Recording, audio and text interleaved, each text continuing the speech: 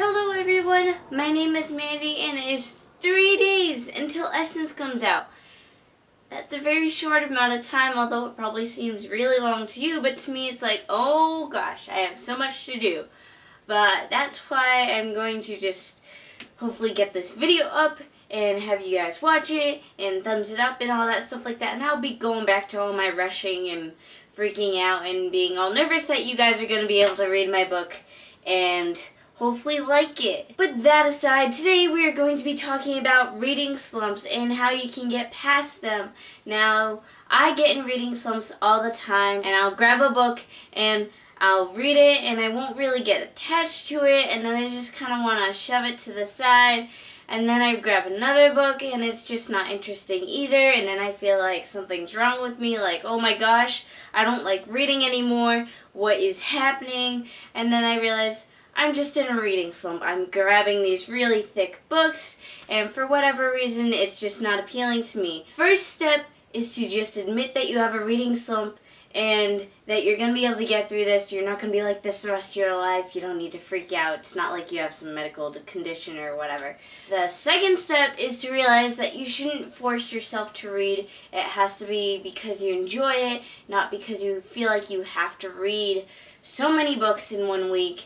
That's just not the point of reading. You do it to, I guess you could say, escape the real world and kind of go into this fantasy world. It's better than watching TV because you actually become part of the world. And if you feel like you still have to read, grab a small book. Small books are easier when you have a reading slump because you feel like you're still accomplishing something, and by the time you finish a short book, you're just like, hey, I'm not in a reading slump, I got through that really fast. But if you grab a gigantic book, you'll just freak yourself out more. For example, I have City of Lost Souls. It's the last published book in the Mortal Instruments series. There's still one more book after this, but as you can see, this is a really thick book.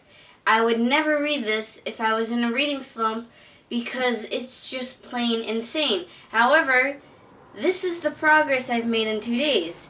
This is not what a reading slump looks like, and thankfully, I'm so happy not to be in a reading slump. However, when I was in a reading slump, I would read a book like this. It's Eve and Adam, and it's a dystopian novel, and as you can see, it's decently short.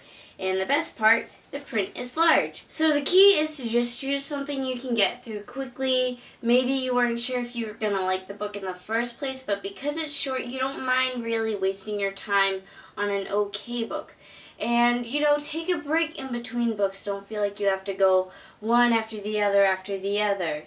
And then for the joyous time when you're not in a reading slump, that's when you can grab a gigantic book like this and thoroughly enjoy it and still get through it in the same time you would for a small little book during a reading slump. So I hope you guys all enjoyed this video, and I would say comment below on how you get through reading slumps and any books that you've read that got you out of a reading slump. So of course, thank you for watching. Don't forget to subscribe because this book comes out in 3 days, and I think you should all read it whether or not you're in a reading slump.